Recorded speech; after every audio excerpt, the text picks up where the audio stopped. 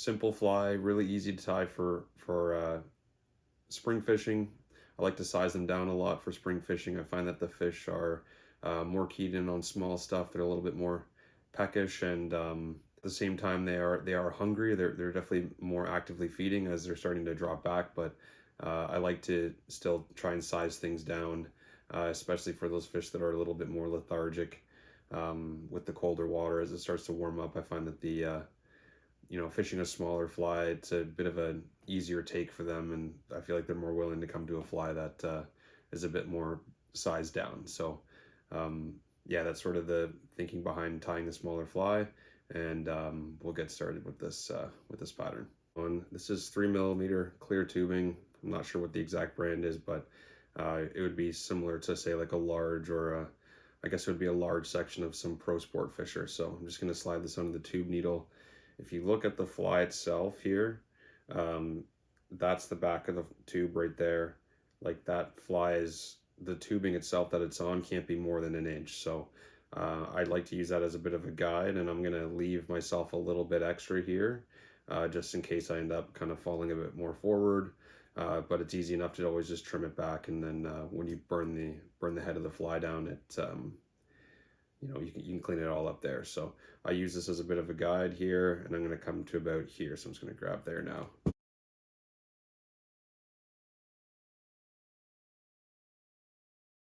Using a uni thread. This is 136 denier. This is 6/0 in white. I'm just going to start my thread here.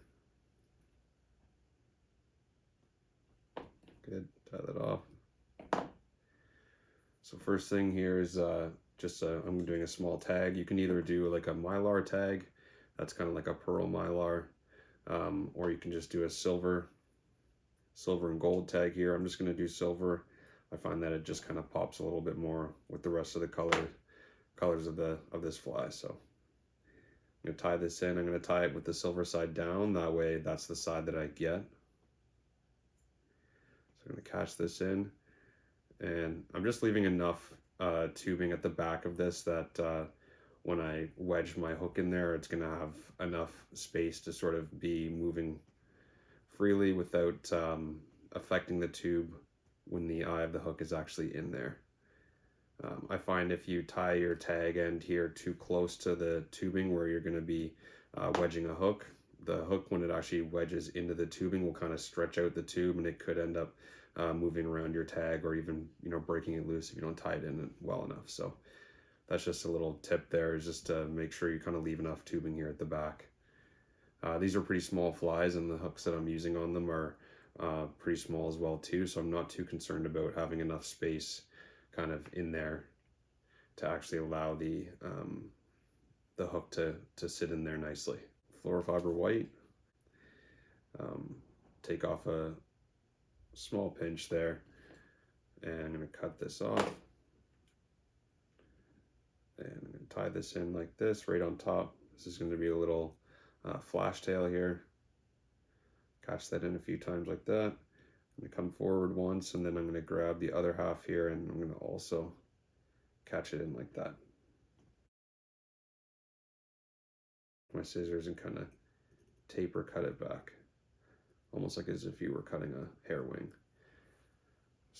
So I'm using a ice dub holographic silver. This ice dub, it's similar to like an ice dub blue steely. The idea is that when I dub it onto the line here, or thread, sorry, I'll be able to pick it out and kind of create a big sort of dubbed body silhouette. So spin this on, keeping proportions in mind. I don't want to be wrapping it too far forward. I'm trying to tie a smaller fly. So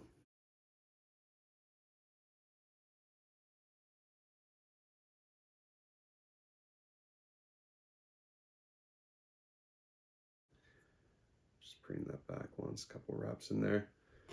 I'm just going to take a Velcro brush here, and I'm just going to pick some of that off so that I can get it to stand off the body.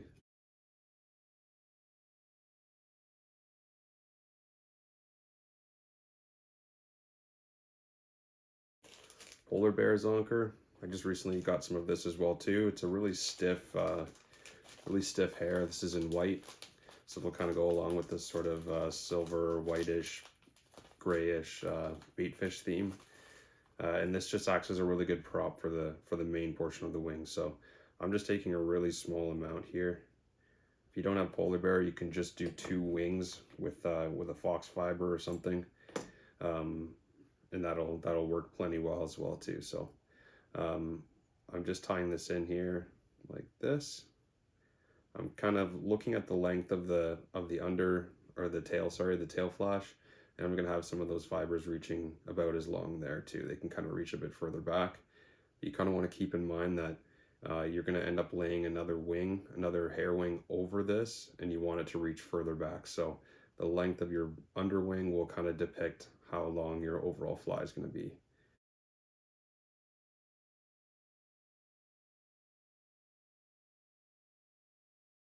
And I'm just going to kind of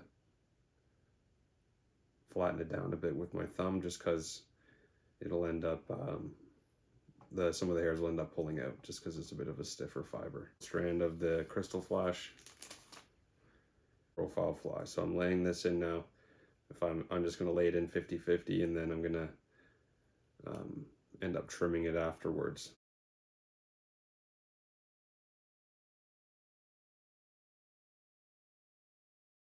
Like that.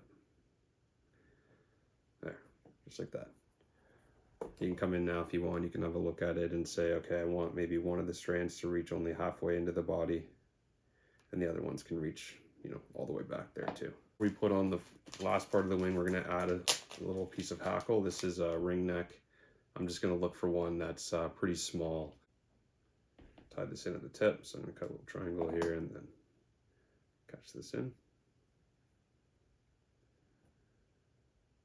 Just like that.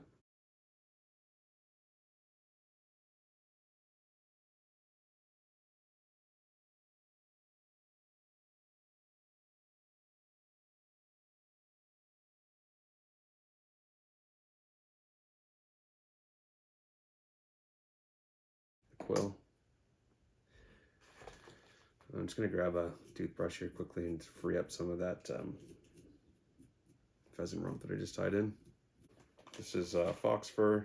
This is marble fox. This is light gray. Again, sticking with this sort of baitfish theme. Try and just think sparse with this pattern. So I'm going to grab this, the butt ends now. I'm going to grab this Velcro brush. I'm going to pull out some of the under fur, some of the guard hairs there.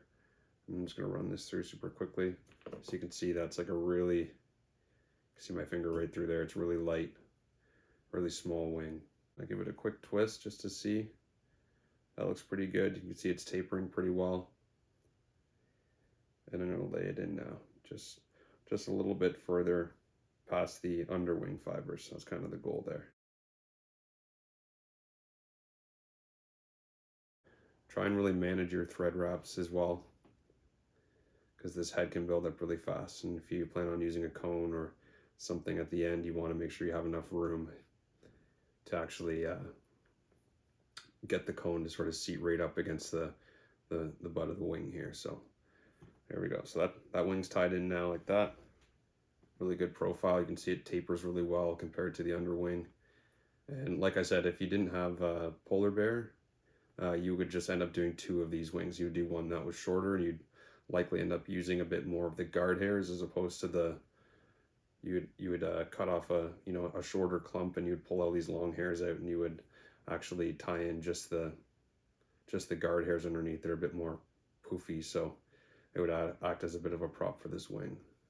Okay, and then last step here, this is optional obviously, but I do have some jungle cock feathers, so I'm going to tie in some ones from the small part of the cape here. It's all I got left anyway, but it works well for this pattern. So I'm going to grab 2 matching ones.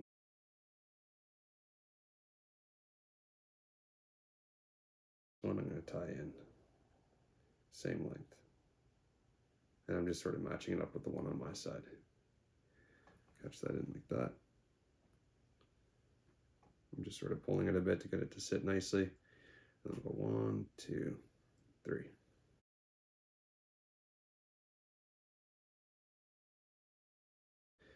Okay. I'm gonna grab whip finisher.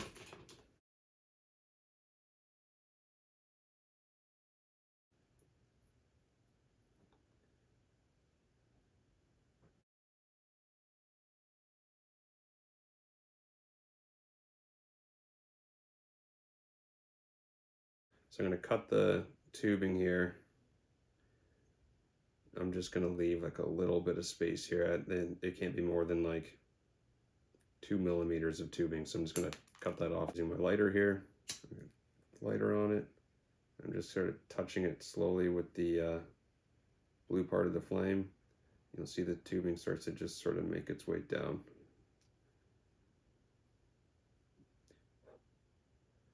That's pretty good. It's the finished product there. Super small, super easy to tie, not a lot of steps, and it has a ton of movement in the water. And I have had a lot of success with this pattern, so hope that was easy to follow along with. Thanks.